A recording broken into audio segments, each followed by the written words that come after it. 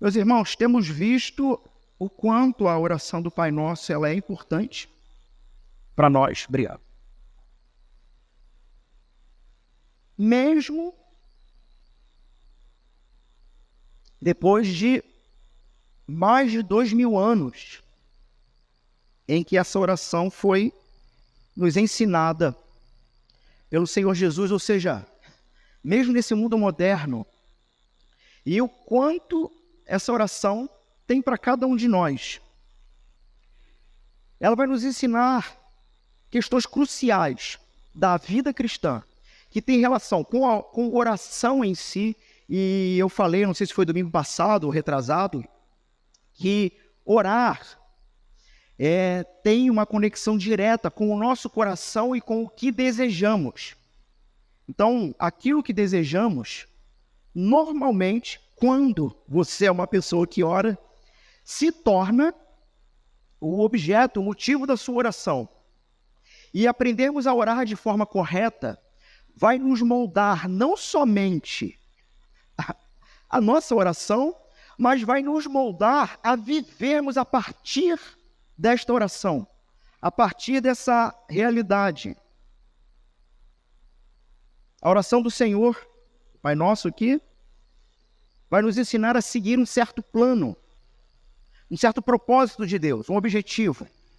Mesmo, inclusive, em tempos difíceis, vai nos ensinar a valorizarmos o desejo de Deus para, na sequência, conseguirmos perceber de fato quais são os nossos verdadeiros desejos ou quais são as nossas verdadeiras necessidades. Por exemplo, apenas para citar como exemplo, quando a gente olha para a história lá de Jacó, que lutou com Deus, naquela luta ele encontra liberdade no Senhor. E essa liberdade se torna clara quando ele abandona, então, seus próprios desejos ou seus próprios falsos deuses. O som está rodando um pouquinho aqui na frente. Eu acho que tem que tirar o ganho, diminuir um pouquinho o ganho. Eu não sei se está chegando em vocês aí, mas aqui ele está. Ainda está. Talvez diminuir só um pouquinho o ganho, ao invés do volume, deve melhorar. Aí, acho que sim. Vamos ver. Bom, então, é disso que se trata o reino de Deus. É disso que se trata a chegada do Senhor trazendo esse reino. Se trata de talvez um verdadeiro e definitivo êxodo. Não mais um êxodo do Egito, né? Mas um êxodo de um mundo completamente caído, do qual a Bíblia chama de império das trevas. Uma retirada desse mundo. E nos retirando dos desejos. Estou tentando me lembrar aqui como está escrito um texto de 2 Pedro, em que vai dizer lá, eu uso esse texto muito no nosso discipulado, que tudo que nos é necessário para a vida e para a piedade já nos foi dado em Cristo Jesus. Onde Ele nos tirou ou fomos livres. Se eu não me engano, isso está no verso 5 ou 6 desse texto, 2 Pedro capítulo 1. Fomos tornados livres das paixões, corrupções desse mundo. Estou parafraseando o texto, mas essa é a ideia. Hoje vocês podem conferir, 2 Pedro capítulo 1, se eu não me engano, verso 3. Tirados das paixões corruptas desse mundo. Disso se trata o reino de Jesus, disso se trata sermos cristãos. É óbvio que cristão faz festa. Alguns irmãos que pensam que eu não gosto de festa, né? Porque eu critico às vezes. É óbvio que cristão faz festa, inclusive hoje temos festa, ao final do culto. Alguns irmãos já me pediram, pelo amor de Deus, pastor, né? E o pior é que eu estou me guiando por aquele relógio e eu já percebi que ele está atrasado. mas estou com outro aqui. Então, o reino de Deus se trata de uma liberdade, uma libertação em relação aos falsos deuses. Domingo passado eu disse que iríamos responder 3 perguntas. E a primeira seria mais longa mesmo. As perguntas eram: o que significa venha o teu reino, ou o reino de Deus? E nós vimos que o reino de Deus, ele tem, o venha o teu reino ali, ele tem uma expressão escatológica, uma oração, um desejo, em que Jesus nos ensina a orarmos a Deus. Que esse reino venha definitivamente, que o Senhor resolva todas as questões que ainda faltam, onde a última dessas questões, ou o último dos inimigos, a saber, a morte, seria definitivamente colocada debaixo dos pés de Cristo. E o reino seria instaurado. Então você tem uma questão escatológica ali, onde nós oramos que Maranata, a hora vem, Senhor Jesus. E nós, domingo passado, olhamos, inclusive, para um texto de Apocalipse, onde vai dizer que, diante desse mundo caído, o Cristo de Deus veio para reinar conosco. Mas também há uma questão presente nesse significado: venha o teu reino.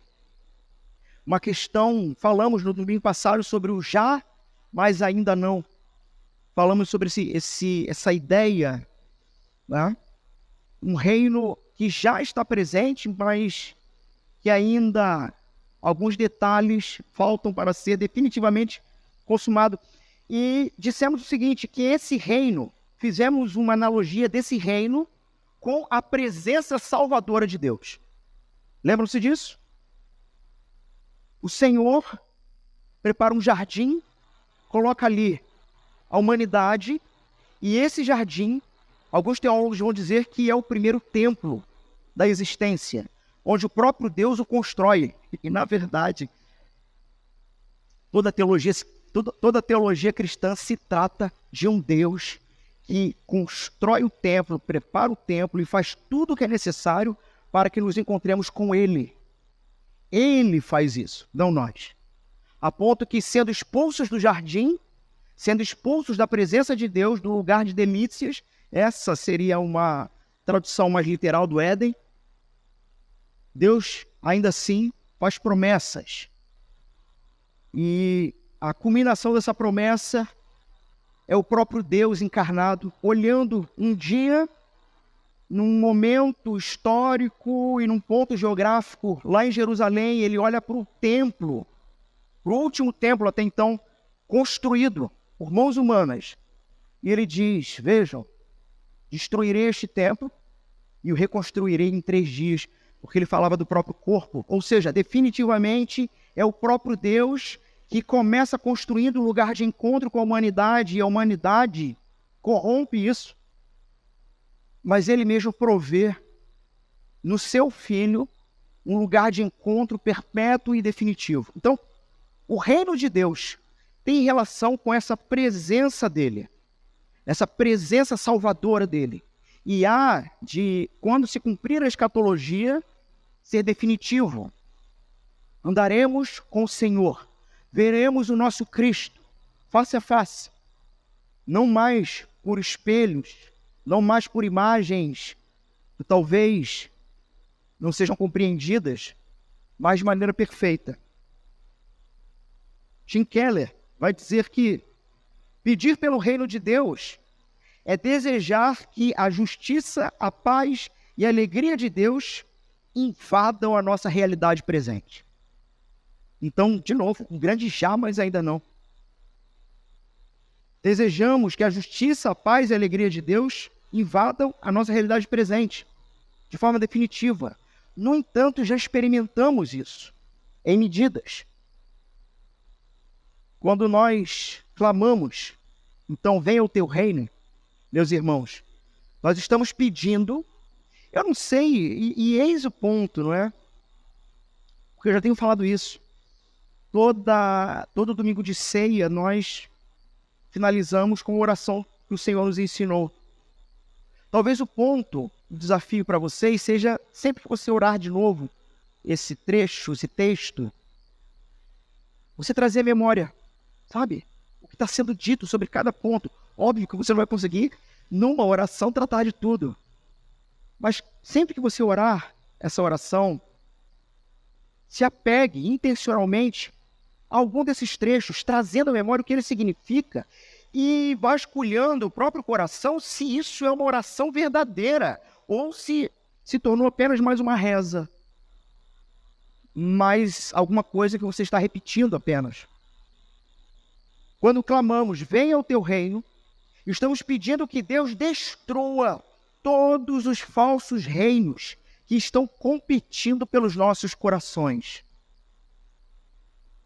Senhor, venha o teu reino, começando por mim, destruindo qualquer falso reinado, qualquer falso império que eu mesmo posso estar construindo, ou que esse próprio mundo, vira e mexe, vai me oferecer.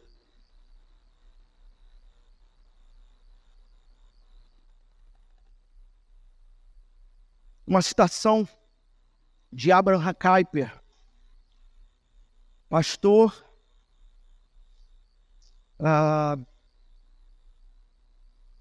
me fugiu agora, holandês.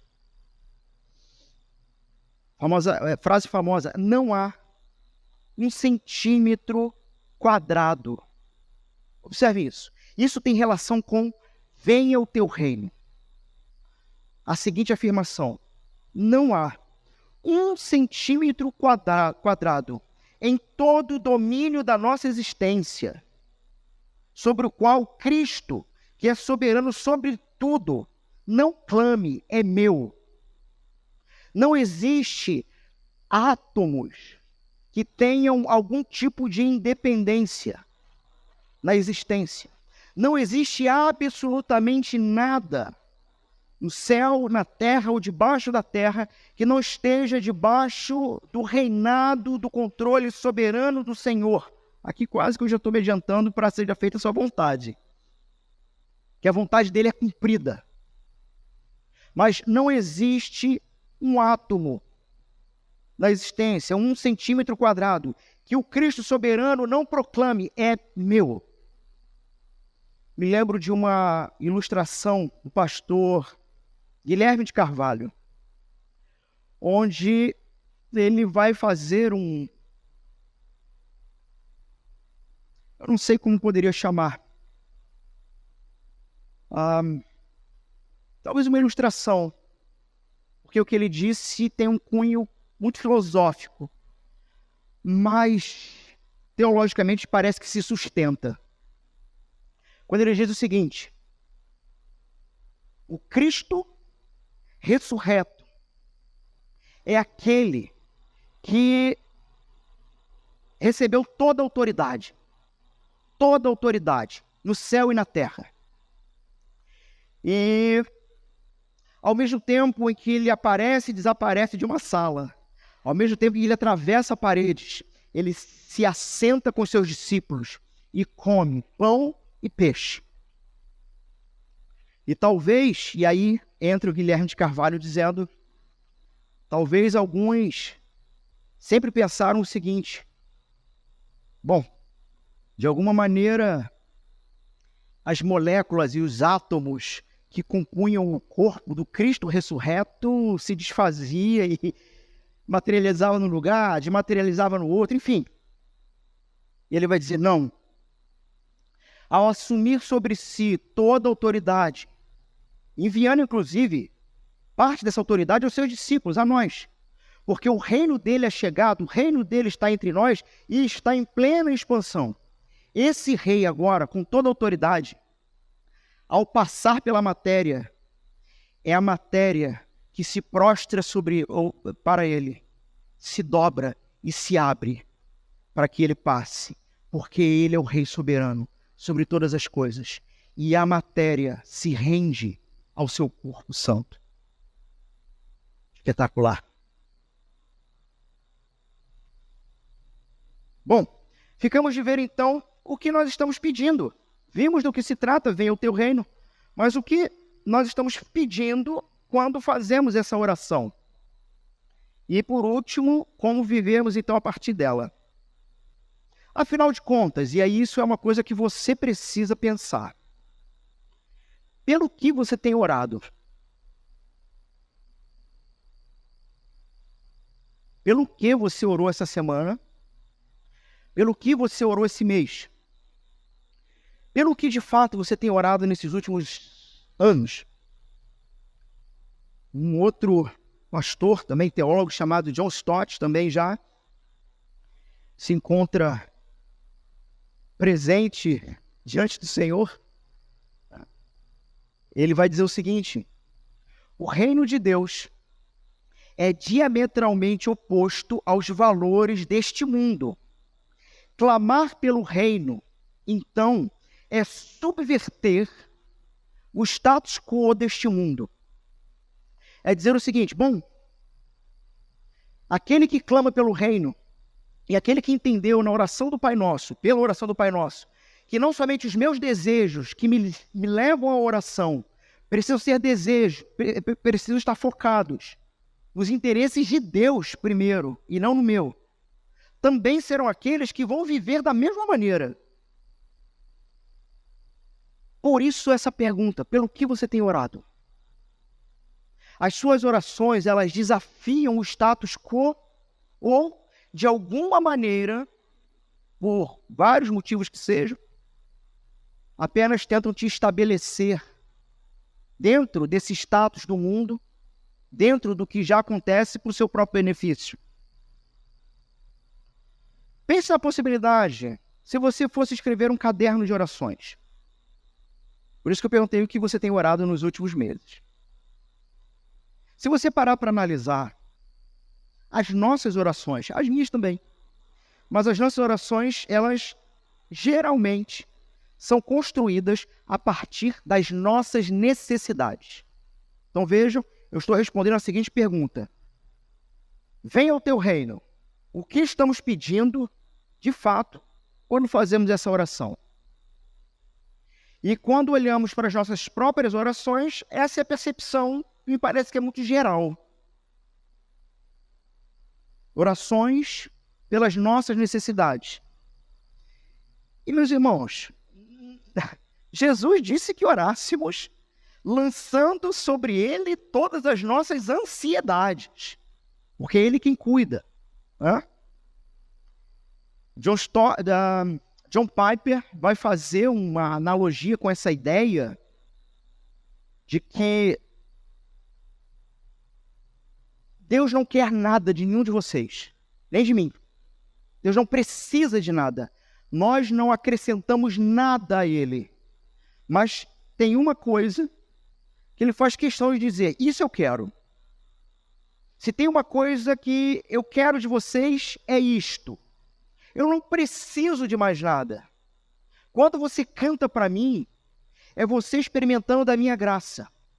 Quando você torna textos bíblicos, verdades eternas, como expressão lírica, poética, do seu próprio coração ou com uma oração, isso já é manifestação da graça de Deus mudando a sua própria realidade, a sua própria percepção. Aquilo que eu falei no início do culto: quanto mais adoramos ao Senhor, menos iremos idolatrar. Então, o nosso culto não é alimento para Deus. Deus não é um Exu que precisa de um prato com galinha na esquina.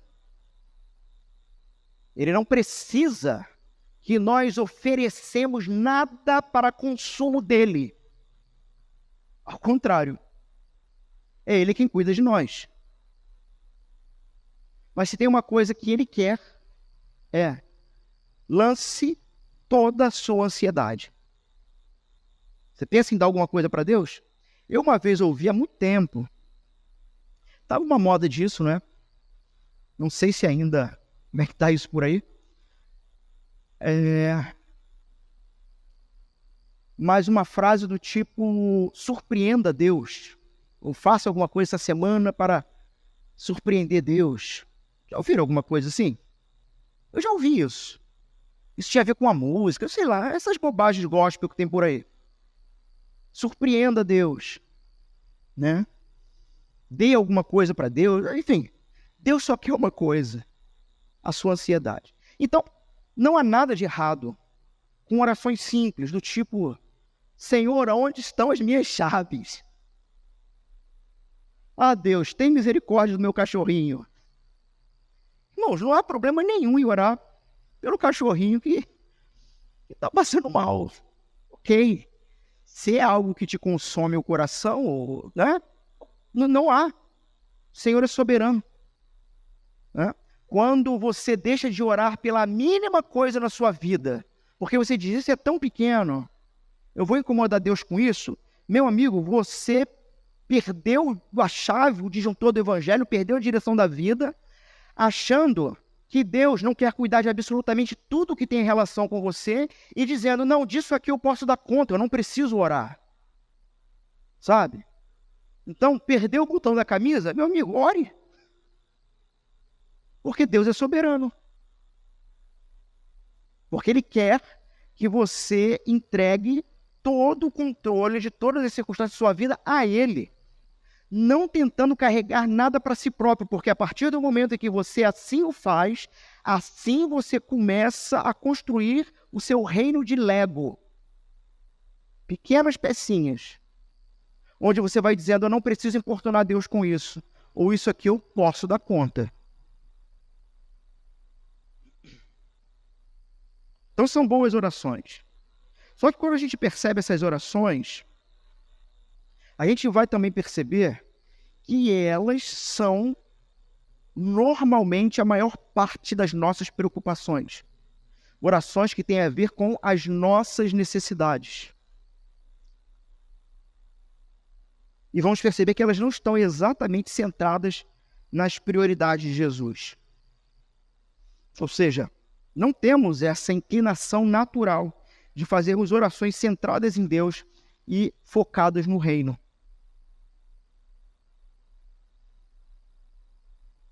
Desafio vocês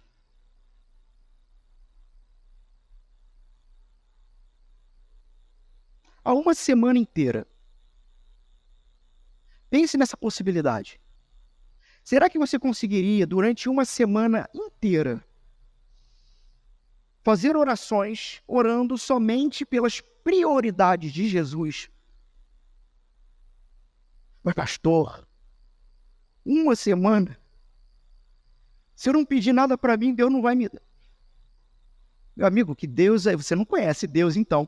Se você realmente pensa que as coisas, que tudo aquilo que você necessita para a sua existência nessa terra, já não te é concedido pelo Senhor, que sabe de todas as coisas, mesmo antes de vir à boca. A questão não é essa. Gosto de lembrar de uma situação, estávamos reunidos aqui, como mesa administrativa,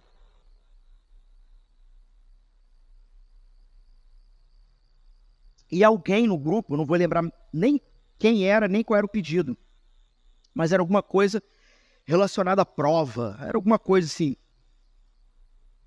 E alguém botou no grupo da igreja pedindo oração. Não sei se era uma prova, era alguma coisa de saúde, eu não lembro o que era. Mas aquele pedido foi colocado de manhã, no grupo da igreja. E nós aqui reunidos só fomos ver isso lá pelo meio da tarde. E era alguma situação que ia acontecer por volta de meio-dia. Estão entendendo? A pessoa pediu pela manhã, algo, não lembro o que era, mas que ia acontecer ao meio-dia, por aí. E nós só fomos ver isso, era umas 4 da tarde. E, se eu não me engano, Marcelos que colocou: Deus, Ele opera também com a graça da providência. Ou seja, Deus é atemporal. Não cabe a nós decidir ou definir tempo e hora para que as coisas devam ou não acontecer. Cabe a nós orar. E o Deus que é soberano é capaz de atuar hoje por uma oração futura. Não me peçam para explicar isso. Isso é meio de volta para o futuro, né? Exterminador do futuro. Mas é o Deus atemporal. É o Deus eterno. Então, já pensou nessa possibilidade? Uma semana orando sobre a santidade do nome de Deus, sobre a vida do reino, sobre a vontade dele sendo feita no céu e na terra. Talvez você diga, mas pastor, eu vou ficar uma semana também orando só isso. Meu irmão, você pode orar pelo reino de Deus e a sua justiça. Lemos esse texto. Buscai primeiro o reino de Deus e a sua justiça, todas as coisas vos serão acrescentadas. Qual é a sua relação, então, com esse reino e com a justiça dele? Veja. Orar pelos interesses de Jesus. Por exemplo, também,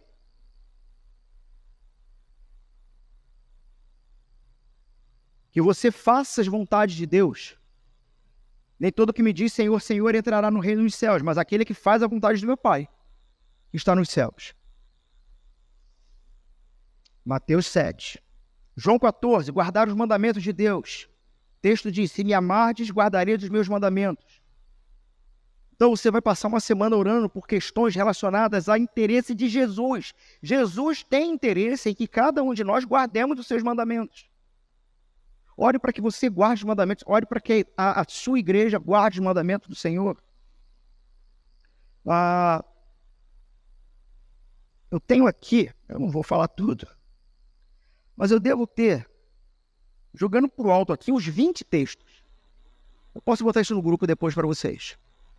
20 ou 25 textos relacionados ao que Jesus quer. Viver em comunhão. Se dissermos que temos comunhão com Ele, andarmos nas trevas, mentimos e não praticamos a verdade. Mas se andarmos na luz, como Ele na luz está, temos comunhão uns com os outros. 1 João. Servir uns aos outros em amor, Gálatas 5. Guardar os mandamentos do Pai, 1 João. Orar sem cessar, em tudo dar graças, porque essa é a vontade de Deus, 1 Tessalonicenses. Carregar os fardos uns dos outros. Ser justo e amoroso, Miqueias 6:8. Ele te declarou, ó homem, o que é bom e que é o que o Senhor pede de ti, senão que pratiques a justiça e ames a misericórdia e andes humildemente com o teu Deus. Está entendendo? Orar pelos interesses de Deus e não pelos seus. Guardar-se da hipocrisia, Lucas 12. Guardai-vos primeiramente do fermento dos fariseus, que é a hipocrisia. Servir aos outros. E, irmãos, por aí vai, senão, eu não sei, tem algum espírito ruim nesse relógio, nesse tempo que passa muito rápido. Não é possível. Passa muito rápido.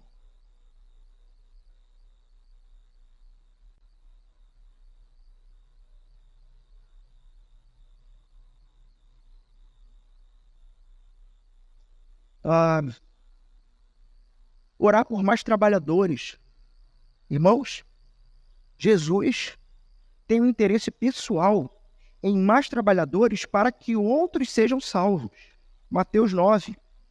Então disse aos seus discípulos, a seara é realmente grande, mas poucos são os ceifeiros, rogai, pois, ao Senhor da seara que mande ceifeiros para a sua seara. Enfim, irmãos, eu vou depois passar esse texto para vocês, essa lista, mas é uma lista extensa, mas tem relação com essa percepção e com esse desafio. Orar o que está no interesse primário de Deus e não no nosso. Esse texto, então, mais trabalhadores, meus irmãos, eu nunca ouvi falar em lugar nenhum assim, não, aqui de trabalhador tá bom. Parece que a regra do reino sempre é falta trabalhador. Falta trabalhador. Enquanto nós oramos pelos nossos próprios desejos. Jesus vai dizer, não, para com isso. Olha primeiro para o interesse do teu pai e do reino. E é curioso que nesse texto, logo na sequência em que Jesus manda eles orarem por mais trabalhadores, eles se tornam a resposta de oração, porque é eles que vão ser enviados. Né? Orou, o Senhor atendeu, enviou aquele que ora. Bom, então, meus irmãos, você não deve sentir vergonha por levar ao Senhor coisas menores, mas sabendo ou percebendo que o que deve primeiro dominar o seu coração e o seu desejo é o desejo de Deus.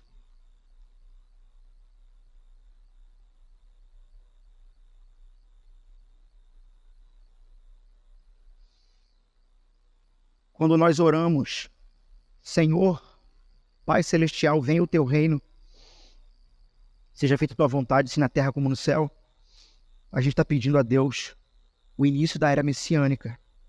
Estamos pedindo a Deus que seus mandamentos sejam obedecidos com alegria, com prontidão, com sinceridade. Estou tentando me lembrar agora um indivíduo que eu conversei essa semana, já lembrei, é que conversando sobre a dificuldade que muitos têm de apresentar o reino através do evangelho para outras pessoas, não é? E conversando com essa pessoa, a gente chegou à seguinte conclusão: não é que você não saiba, é que você não quer. Por quê? Porque olhar primeiro para os interesses do Pai e a partir desta oração, venha o teu reino, vai significar necessariamente sair mesmo da sua zona de conforto. Então, assim, não é que você não saiba como fazer. E não é nenhuma questão de insegurança. Em insegurança a gente trabalha com estudo bíblico. Mas é o quanto você tem a intenção de se equipar para que você, ao orar, venha o teu reino, você também seja transformado pelo próprio Deus como o agente do Senhor, esse embaixador que traz o reino. Uma das coisas que nós falamos na semana passada também, não é? Nós comparamos a igreja e o reino no sentido de que a igreja não é o reino definitivo, ela é uma embaixada do reino.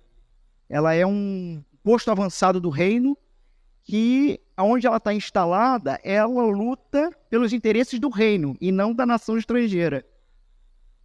Pois é.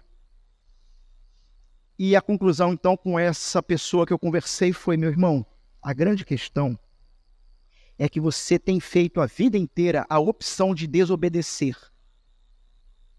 Porque não se colocar como alguém que ora, venha o teu reino, em todas as implicações da oração, é definitivamente se tornar um discípulo desobediente. Onde, bom, tem quem faça. Outros vão pregar no meu lugar, outros vão anunciar. Ah, e na igreja tem coisas para fazer? Tem, mas sempre tem uma meia dúzia que está lá. E a grande questão, então, é, quando oramos, venha o teu reino, nós nos colocamos numa situação clara em que ou obedecemos o que estamos orando, ou seremos ovelhas desobedientes. Quero desanimar alguns, não, mas aquela história do pastor que traz a ovelha no ombro, bonita, uma história tão cativante, gentil. Olha isso. A ovelha sumiu, o pastor foi lá e trouxe no ombro. Sabe por que ele trouxe ela no ombro? Porque ele quebrou a perna dela. Isso é prática, né? No pastoreio de ovelhas. Mas qual é a ideia de quebrar a perna? Ovelha desobediente. Agora que não pode mais andar, vai poder observar as outras e aprender a obediência com elas. Cuidado no Senhor, se você tem se colocado como alguém desobediente, não ter as pernas, a rótula do joelho dilacerada. Então, estamos pedindo então que de fato Cristo reine nos corações. A oração do Senhor é o clamor do povo de Deus, dizendo, como eu disse antes, Maranata, Senhor, vem depressa. J. Carson, ele vai falando sobre essa petição, dizer o seguinte, venha o teu reino, é pedir que o governo salvador e real de Deus seja estendido agora à medida em que as pessoas se curvam. Então, eu estou pedindo ao Senhor que esse reino ele vá se expandindo e na medida da sua expansão, cada um que é tocado por esse reino se prostre diante do rei, se curvando em submissão a ele.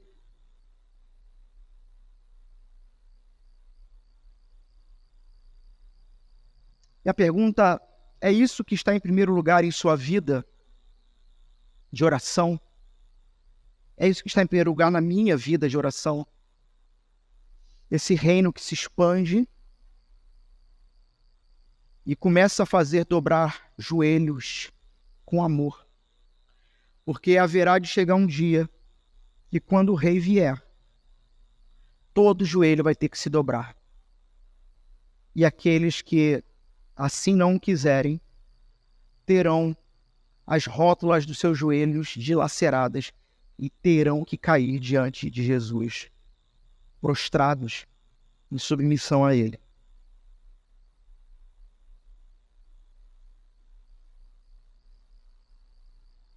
Meus irmãos, venha o teu reino tem relação com a nossa identidade também. Jesus vai dizer mais tarde, lá em Mateus 6 ainda, os discípulos buscarem primeiro o reino e a justiça. O reino de Deus, então, pode não ser a única coisa com a qual você tem interesse. Naturalmente, você se interessa por outras coisas. Esporte, comida, filme, entretenimento. E em si essas coisas não são ruins. Mas irão se tornar ruins se forem as primeiras coisas. Isso significa, então, que não devemos permitir que nenhuma outra identidade passe à frente da nossa identidade como filhos.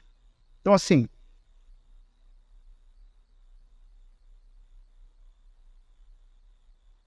vai ter um jogo de futebol. Meu amigo, você não é flamenguista. Você é servo de Jesus. Para usar o esporte aqui.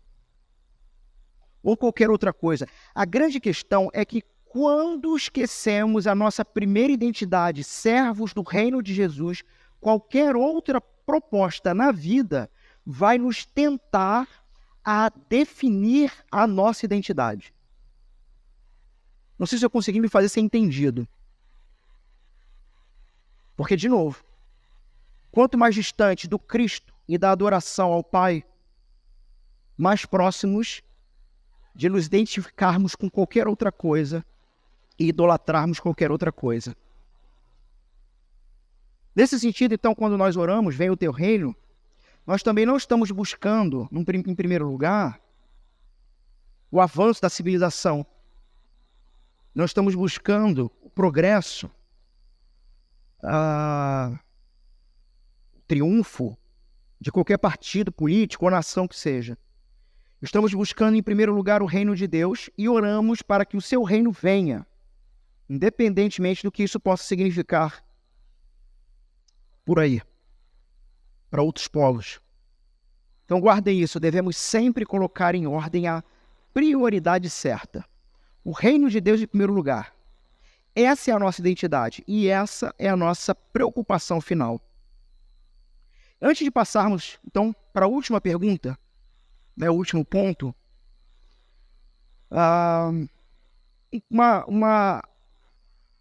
vamos observar aqui um aspecto importante. No Novo Testamento, nós vemos, então, o povo de Deus orando pelo reino, proclamando o reino. Mas vocês percebem o que nós nunca vimos no Novo Testamento? Nós nunca vemos a linguagem de que eles estão construindo esse reino. A linguagem é orando pelo reino, proclamando o reino, mas nunca construindo o reino. Preste atenção, então, nessa ideia.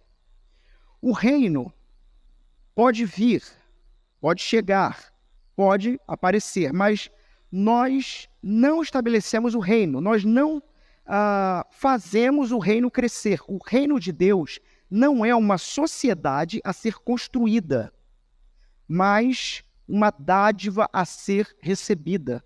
Você não consegue construir o reino de Deus. O reino de Deus é recebido, é um presente. E aqui, apenas para tocar num ponto escatológico,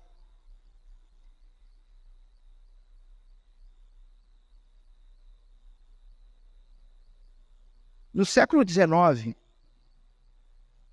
muitos cristãos ignoraram essa verdade, que a perfeição final do reino só pode acontecer universalmente no estado eterno, não nesse mundo. Nós não vamos construir o reino nesse mundo, nós vamos receber o reino. No século XIX, muitos cristãos, ignorando isso, eles viviam num certo otimismo daquela época. Tecnologia, grandes coisas sendo feitas pela humanidade. E naquela época era muito comum ser ensinado que o evangelho, então, continuaria a se espalhar até que o reino fosse introduzido. Isso na escatologia é uma visão chamada pós-milenismo. Pós-milenismo. A ideia de que a igreja vai trabalhar para construir o reino de Deus na terra para que Jesus venha. Alguns dos seus defensores, até atuais, por exemplo, vão dizer que a humanidade chegou onde chegou e está melhorando, não sei aonde, mas que está melhorando por conta do cristianismo. Aí é interessante você olhar lá para Gênesis, que quem vai criar as tecnologias de agricultura, de tendas, de ferramentas, de instrumentos musicais, são os filhos de Caim. Você não precisa necessariamente da igreja para coisas boas acontecer nesse mundo. Entendem? Enquanto que os defensores de que a igreja vai construir o reino vão dizer que as coisas estão melhorando só por causa da igreja. Bom, então, no final daquele século, do século XIX, teve um camarada, esse camarada aí, o nome dele é Sidney Gulick. Ele vai escrever um livro intitulado O Crescimento do Reino de Deus. Olha como é que eles pensavam. Nesse livro, que foi depois, vejam só, esse livro foi traduzido para a língua japonesa, para o japonês, numa tentativa de persuadir os estudantes japoneses a se tornarem cristãos. Tá? E qual era o argumento do livro? Era de que o cristianismo está se espalhando e vai acabar dominando o mundo. Então, se convertam logo. Esse era o argumento dele. Se convertam logo. Porque o cristianismo está se espalhando, vamos dominar isso tudo, né? Brasil acima de tudo. Não, isso é outra coisa. Nós vamos dominar com a fé cristã. Então, olha só, se converte logo, que é melhor para vocês. E ele vai argumentar o seguinte: as potências cristãs aumentaram o território sob o seu domínio, de cerca de 7% da superfície do mundo em 1600 para 82% em 1893. Então ele está argumentando isso. Enquanto as potências não cristãs recuaram cerca de 93% para cerca de 18 durante o mesmo período. Ou seja, ele está dizendo, olha só, está no livro dele. O cristianismo está expandindo. As outras propostas estão recuando. Então, assim, a gente está dominando. Nós vamos crescer, é tudo nosso. Ele continua. Atualmente, somente as nações protestantes governam cerca de 2 vezes mais territórios do que todas as nações não cristãs juntas. Durante os primeiros 90 anos da história religiosa dos Estados Unidos, muitas pessoas ficaram sob a influência direta da igreja cristã do que durante os primeiros 1000 anos do cristianismo em todos os países juntos. O que ele está querendo dizer, então? Aquilo que eu disse, né? Estamos crescendo, é melhor vocês virem. Traduzem isso para o japonês. Mas me parece que os japoneses não acreditam muito nessa história. Você olha para Pearl Harbor, você olha para os japoneses atacando os Estados Unidos e você vai ver que eles não foram convencidos muito dessa história.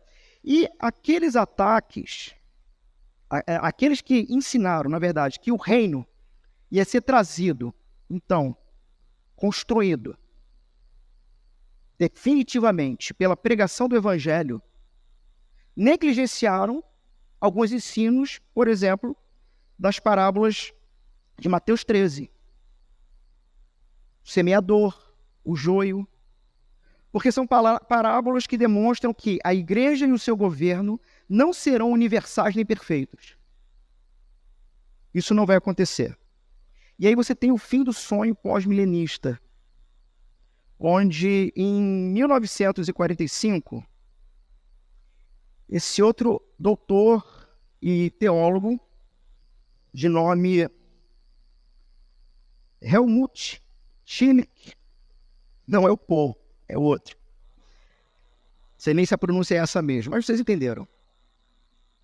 Pregador da Universidade de Hamburgo, ele vai se apresentar diante da sua congregação, uma congregação que havia sido reduzida a ruínas e pó por ataques aéreos, e vai dizer essas palavras aí. Vocês podem ler? Não devemos pensar nisso como uma cristianização gradual do mundo que eliminará cada vez mais o mal. Tais sonhos e ilusões, que poderiam ter sido bastante plausíveis em tempos mais pacíficos, desapareceram nos terrores da nossa miséria provocada pelo homem. O século XIX, que deu origem a vários desses sonhos e sonhadores, parece-nos hoje uma era de crianças inocentes. E ele vai continuar. Quem pode pronunciar a palavra progresso hoje sem sentir um gosto amargo na boca? Quem ainda pode acreditar hoje que estamos evoluindo para um estado em que o reino de Deus reina no mundo das nações, na cultura e na vida do indivíduo? A terra foi arada profundamente pela maldição da guerra. As torrentes de sangue e lágrimas aumentaram terrivelmente. A injustiça e a bestialidade tornaram-se demasiado cruéis e óbvias para considerarmos tais sonhos como algo que além da bolha desistiu. Esse foi o choque de realidade para os cristãos daquela época. Não será o cristianismo, ou nós, como povo e como igreja, que iremos construir e instaurar o reino de Jesus na terra. O reino é herdado, é dado, é um presente, nós recebemos. E talvez você pense, o pastor se tornou alguém pessimista. Mas vejam como ele vai terminar esse sermão, eu vou ler. No mundo da morte, neste império de ruínas e campos, devastados por bombas, oramos, venha o teu reino. Oramos com mais fervor do que nunca. Essa foi a percepção dele enquanto ele caminhava com as botas enlameadas no meio dos destroços. Por quais destroços você tem caminhado? Seja quais forem, você precisa com mais fervor, orar, venha o teu reino. O cristão não é aquele que vai entrar em desespero no meio dos bombardeiros, no meio da miséria, mas é aquele que vai orar com mais fervor, venha o teu reino. Essa é a nossa esperança final. O reino de Deus não é uma sociedade a ser construída, mas uma dádiva a ser recebida. Kevin DeYoung vai dizer o seguinte: o reino de Deus é como se o sol estivesse nascendo. Você não constrói o sol. Você não faz o sol. Você pode orar para que as nuvens se afastem. Você pode declarar às pessoas os raios e o calor do sol.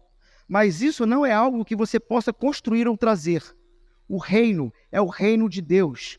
E podemos recebê-lo, buscá-lo, entrar nele ou herdá-lo, mas não podemos criá-lo, trazê-lo ou mesmo dá-lo a outras pessoas.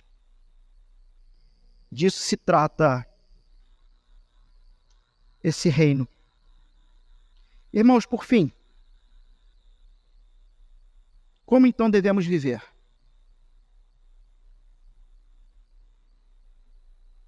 Eu tenho 10 minutos para isso. Como então devemos viver? Como devemos viver à luz desses pedidos, à luz de tudo que nós estamos falando? Né? À luz de textos, por exemplo, de um reino que nós herdamos, né? De Lucas 12, que vai dizer: não tenham medo, pequeno rebanho, pois foi do agrado do Pai dar-lhes o reino. Como vamos viver então diante dessa realidade? Vivemos com obediência, vivemos de forma visível, exteriorizando o reino, e vivemos a partir de expectativas. C.S. Lewis vai dizer: quando clamamos pelo reino de Deus, estamos pedindo que Ele transforme nossas sombras em substância, nosso vazio em plenitude. Estamos pedindo que Ele mesmo nos preencha, nos dando senso de vida e de existência. Então vamos viver primeiro de forma obediente. A gente sempre precisa nos lembrar, meus irmãos, que a oração cristã, em última análise, é uma maneira de fazer com que Deus... não é uma maneira de fazer com que Deus faça as nossas vontades. Por que oramos? Ora, orar, como já disseram, é conversar. É um diálogo, onde você ouve o Senhor pela sua palavra e responde a Ele. Vocês entendem por que nós abrimos o culto com a oração silenciosa? Abrimos o culto em que Deus fala primeiro. É o Senhor que fala pela palavra. Não é por profetadas, sonhos ou visões, porque essas são as antigas maneiras que Deus falou aos nossos pais, mas hoje nos fala por meio do Filho e da sua palavra. Abrimos o culto, então, ouvindo primeiro, para depois respondermos, porque oração se trata de relacionamento, não se trata de uma lâmpada do gênio que você esfrega e faz pedidos. E esse relacionamento começa com a percepção de que o interesse de Deus é maior e melhor do que os nossos próprios interesses.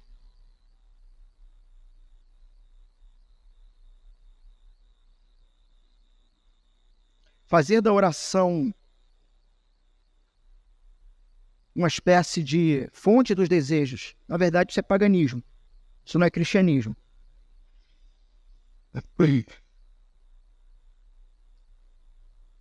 Então, vivemos de forma obediente a Deus. Essa é a fé cristã madura. Na oração cristã, pedimos que o mundo e tudo e todos se conformem ao reino de Deus. Na oração cristã, nós pedimos que nós estejamos de acordo com esse reino, obedientes a esse reino, mas não somente nós, mas tudo e todos. Lembre-se de novo da frase de Kuyper: não há um centímetro quadrado da criação que Cristo não diga, é meu, a mim pertence. Isso se trata então de maturidade cristã. E é assim que uma oração cristã soa. Primeiro ele, segundo ele, terceiro ele, e depois por misericórdia e graça, estarei feliz nele. Ele irá me suprir. Ele sabe o que é melhor para mim. Como um filho, eu peço a um pai, sem saber se o meu pedido é tão bom ao ponto de ser atendido, mas ele sabe. E se for da vontade dele, será atendido. E se não for, não será atendido. E nós vamos crescer e amadurecer com todos os nãos que Deus nos dá. É engraçado isso, né? A psicologia moderna diz que você não pode dar não para os seus filhos. Mas a palavra de Deus ensina que não amadurece. Que não te torna uma pessoa mais segura, mais feliz por aquele que sabe o que é melhor para você. Pense então nas 3 primeiras petições. Né? A gente pede pelo nome de Deus, pelo reino e vamos ver ainda pela vontade. Mas nós oramos ao nosso Pai Celeste. Nós oramos então o seguinte: que o Senhor trabalhe de tal forma que o mundo glorifique o seu nome, se submeta ao seu reino e siga o seu governo. J. Packer, pastor, teólogo, vai dizer o seguinte: orar, venha o teu reino, é uma busca e uma exigência, pois é preciso estar pronto para acrescentar: comece por mim. Comece em mim. Faça de mim o seu súdito. Nós vivemos também de forma visível. Como eu já disse, a gente não constrói nem traz o reino, mas a gente anuncia o reino.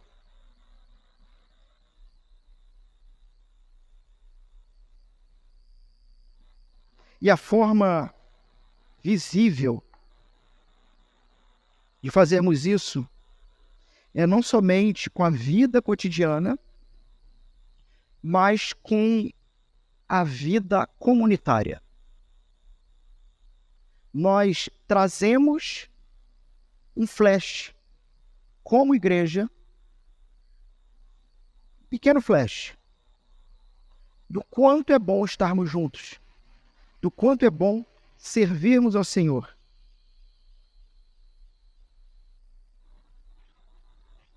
E a partir disso trabalhamos o avanço do Evangelho. E por último, com expectativa. Esses 2 últimos eu estou resumindo muito, que eu quero trazer as aplicações.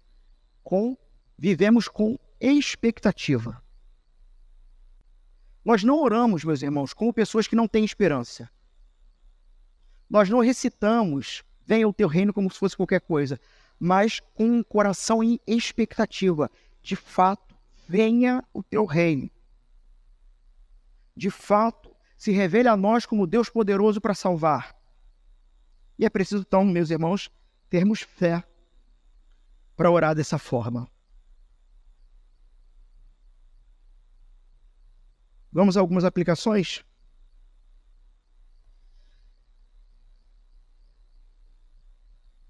Para o indivíduo,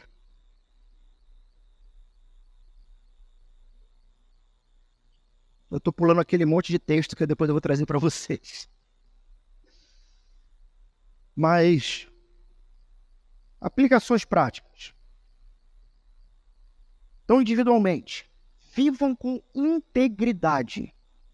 Como cidadãos do reino, somos chamados a viver com integridade, refletindo em nossas vidas a justiça e a santidade de Deus em todas as áreas da nossa vida.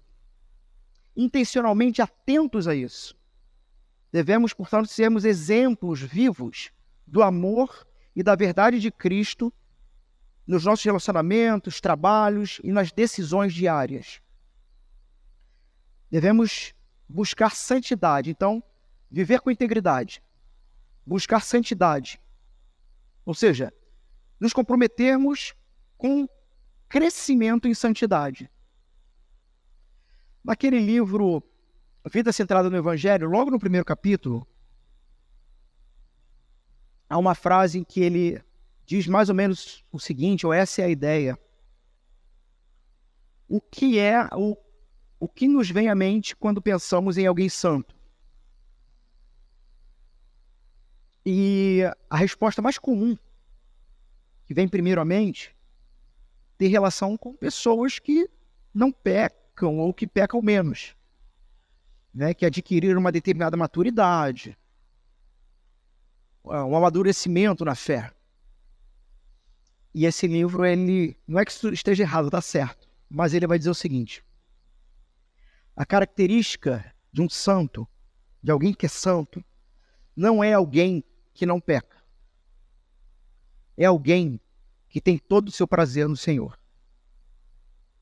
Percebe como ele muda o foco, a perspectiva? Onde a vida cristã não é uma vida de não, não e não. É uma vida de sim, sim e sim para o Senhor. É uma vida em que o foco está no Cristo e não mais no medo do pecado, porque a lei não tem mais nenhum poder sobre nós. Inclusive, esse livro vai dizer que o Evangelho ele nos liberta não somente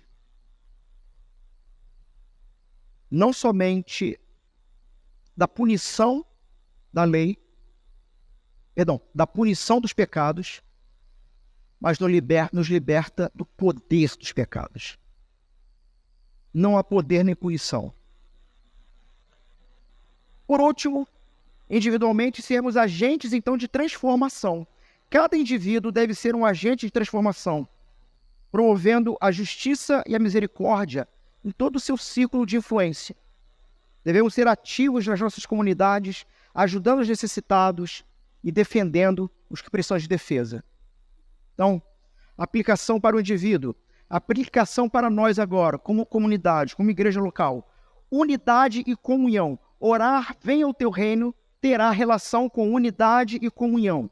A igreja deve ser um reflexo do reino de Deus, demonstrando unidade e comunhão. Devemos trabalhar juntos, irmãos, juntos, em harmonia, apoiando uns aos outros e promovendo ambiente de amor e acolhimento. Meus irmãos, isso não é fácil. E nós vamos falhar. Isso vai acontecer. Mas o fato de nós falharmos não significa que devemos, então, tomar a falha como o pressuposto real. Nós nos levantamos e continuamos lutando por amor e acolhimento. Nossa igreja, meus irmãos, como uma unidade em missão, ela deve ser um microcosmo do reino. O lugar onde justiça, paz e alegria de Deus são tocáveis, tangíveis.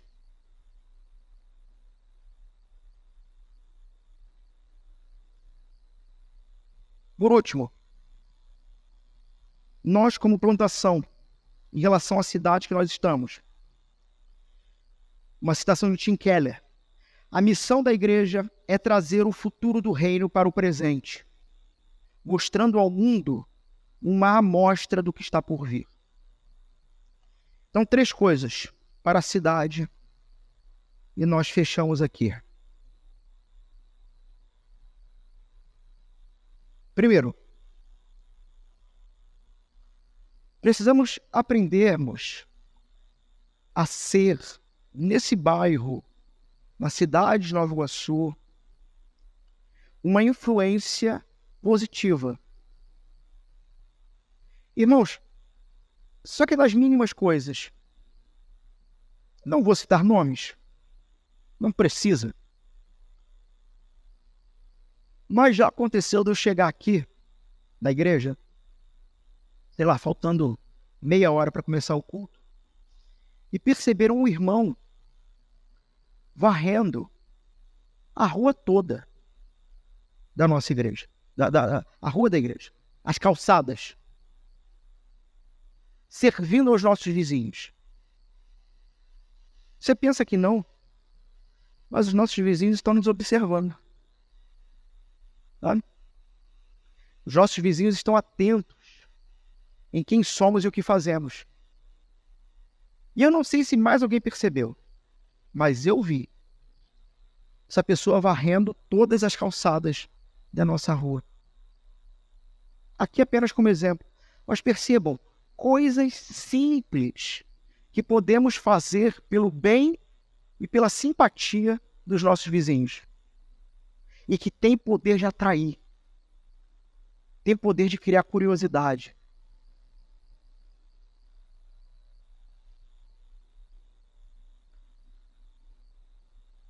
Como cidadãos do reino de Deus, devemos lutar também contra injustiças e desigualdades na nossa cidade. Meus irmãos, até hoje nós não temos um ministério de misericórdia. E isso é lamentável. Já comentei com um ou outro aqui na igreja o quanto eu percebo que os irmãos ainda são muito dependentes de mim.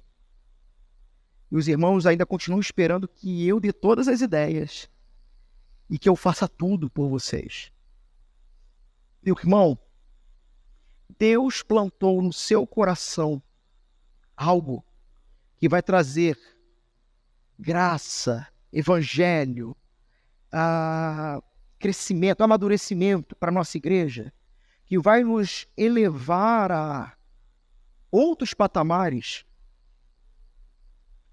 Traga para nós. Comece a movimentar. Sabe? Não fique esperando que eu, como pastor, tenha todas as ideias brilhantes, porque, meus irmãos, 60% das minhas ideias não são brilhantes. Se não fosse a mesa administrativa, vocês estavam perdidos. É sério. Porque nós estamos plantando essa igreja, não sou eu. Nós estamos plantando.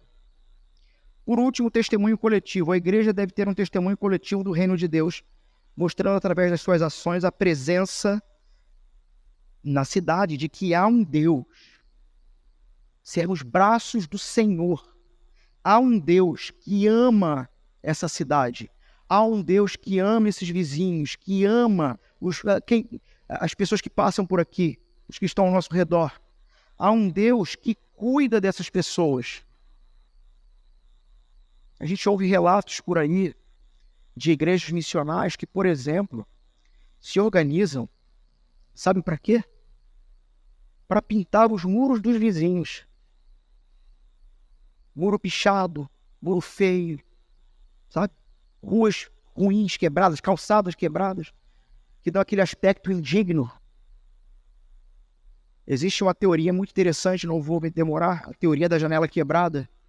Não sei quantos conhecem, mas que se você chega num lugar e tem uma janela quebrada e ninguém troca aquela janela, a tendência vai ser, em poucos meses, a destruição e o caos total.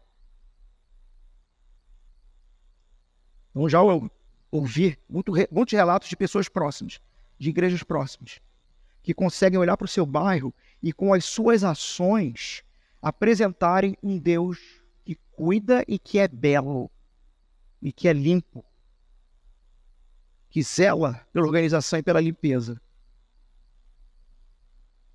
Devemos então ser uma luz em meio às trevas, apontando para o reino que está por vir.